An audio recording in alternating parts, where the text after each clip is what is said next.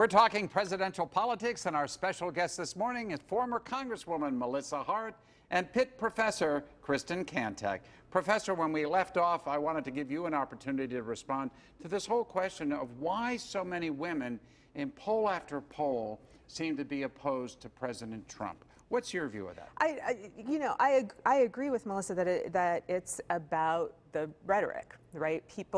Women in particular, don't particularly like that. But again, it comes back to the issue of what's the question being asked, right?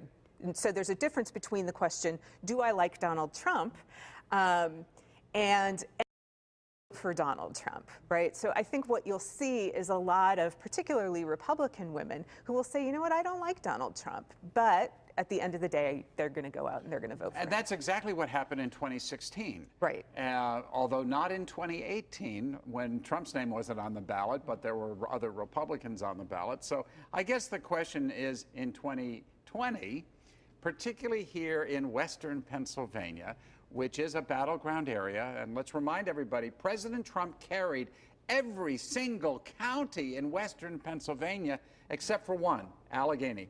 But he carried all the Democratic counties, Fayette and Greene and Beaver and the rest, Lawrence County, Erie County.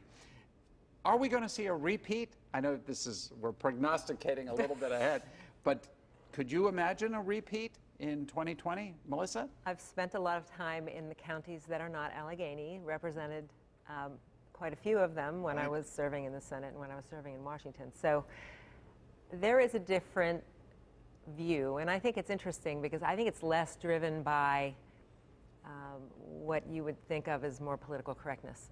And obviously I think that plays into the reason that a lot of women don't like Trump as well. He is not politically correct, right?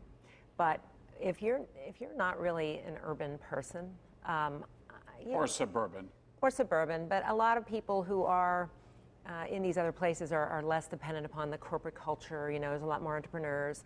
There's just a different, way of life, and there's a lot more independent thinking, is what I see. And you can be registered Democrat, you can be registered Republican, right. You can be registered Independent. It doesn't matter. They just vote for who they like. Or I never would have served because I never actually ran in a district that was Republican. So when you think about it, when it comes to the Trump phenomenon, I worked a poll for a young man who used to work for me, who's now a state representative, Aaron Bernstein, up in Beaver and Lawrence, that election. And I thought that, they're Democrats, right? But I had a feeling that there might be a little bit, it wasn't just a little bit of Trump support. It was rabid. And I noticed it. Do you see it happening in 2020? I do. You see it? I see it happening again. And I think a lot of those people have found more economic opportunity even since then. And especially when you think about the growth in Beaver County with the cracker and all the subsidiary businesses. So people are happy. When people are happy, they don't have a tendency to want change. How about you, Professor? What do you think, Kristen? I think it's definitely true about people happy not wanting change. And I think a big question here is who's going to turn out to vote. And I think what happened in the last presidential election is that there weren't that many people, enough people, who were super excited about Hillary Clinton to turn out to vote. So they liked Hillary Clinton better than Donald Trump, but not enough to show up on election day, right? And then those people showed up in 2018, and some of the others who were more excited about Donald Trump didn't show up because he wasn't on the ballot. And so the question really is, who's going to be excited enough to show up on election day? Right. And that's something that's going to end up being incredibly important. And a lot of those people who really do like Trump and are really strong supporters of him are going to show up in 2020. I think, I'm sorry, go ahead, Melissa. I'll just say real quickly, but you talked about a poll, and I find polls to be less and less reliable as the years go by, as you know. And they were not reliable in 2016, so let's be clear. And that was a bit of a unique thing, I think, regarding Trump, though. I think there was a lot of people who just wouldn't admit that they were supporting him. I have friends that way who live in suburbia who weren't admitting that they were voting for Trump, and a couple in the city. So I think that's going to be a phenomenon as well, and I think that's unique to Trump. Yeah, so, yeah, good point. I think for Pennsylvania, of course, if you're going to win Pennsylvania, you better win the suburbs of Philadelphia. You better carry, if you're a Democrat, you better carry Allegheny County much heavier than Hillary Clinton did. But I think the only concern the Republicans might have in the suburban counties around Philadelphia and I'll bring an issue in too, guns. A lot of polls I've seen, suburban women, they want stricter gun law. Is Trump going to go out and is he going to push during the election and say, you know, I think we just need to look at this in the light of all these incidents?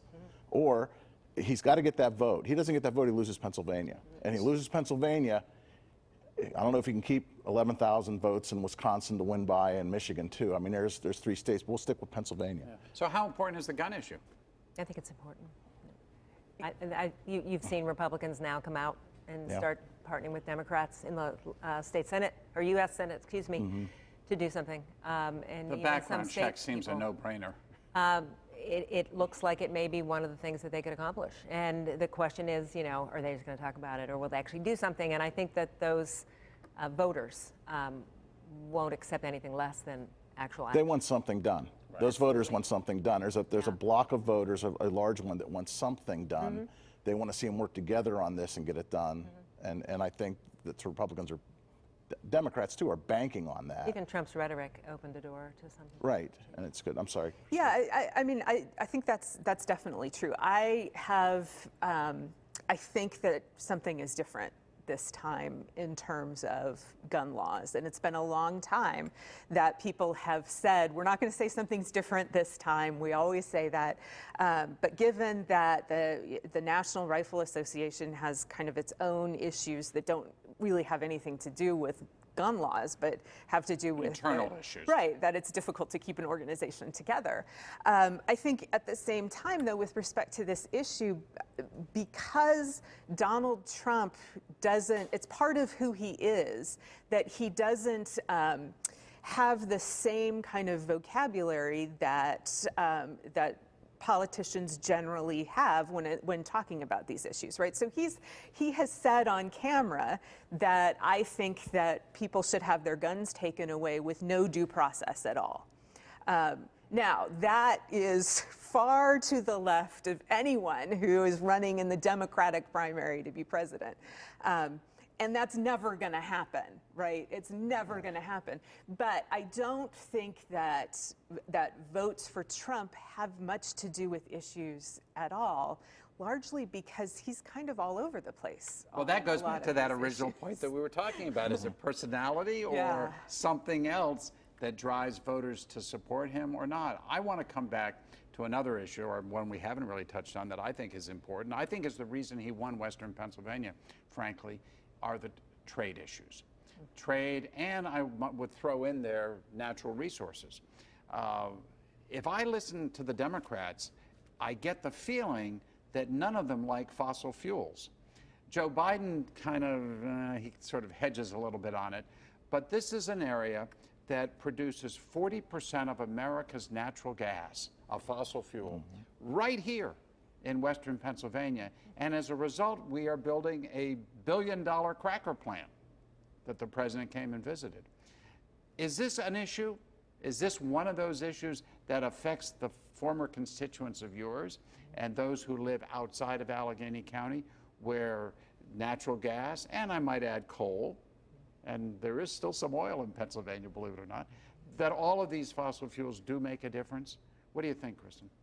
Definitely. I think they do make a difference. And I think this is one of these issues where we talked a little bit about this kind of urban-rural divide.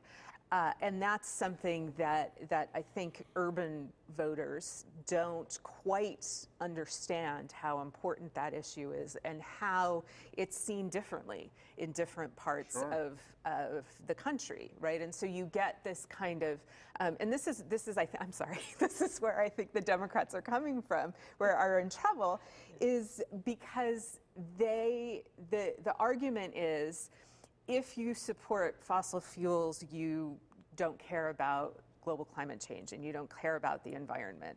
And they haven't been able to come up with a nuanced argument. And some Republicans have.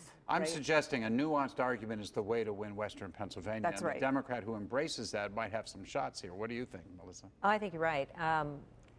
Well, first of all, you know, the old boogeyman was manufacturing years ago, and they were polluters, and, you know, it wasn't even the energy companies as much as it was just every manufacturer. Remember, they were just smokestack industries. Remember, there were scary ads that were paid for by the Sierra Club and those kinds of things years ago. They never had any effect whatsoever in Western Pennsylvania. I think people just scoffed at them.